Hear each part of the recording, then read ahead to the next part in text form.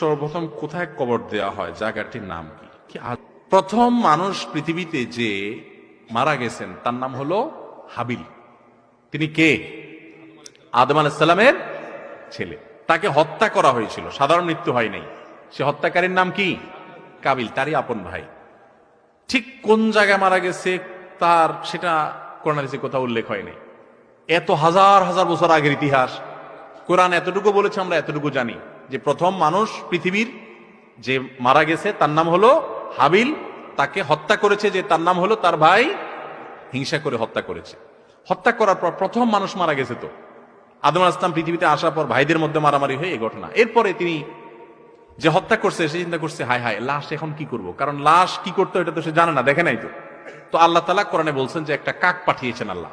একটা কাক আরেকটা মরা কাককে বালু সরাইয়া বালুর নিচে রেখে উপরে বালু চাপা দিয়ে দিছে।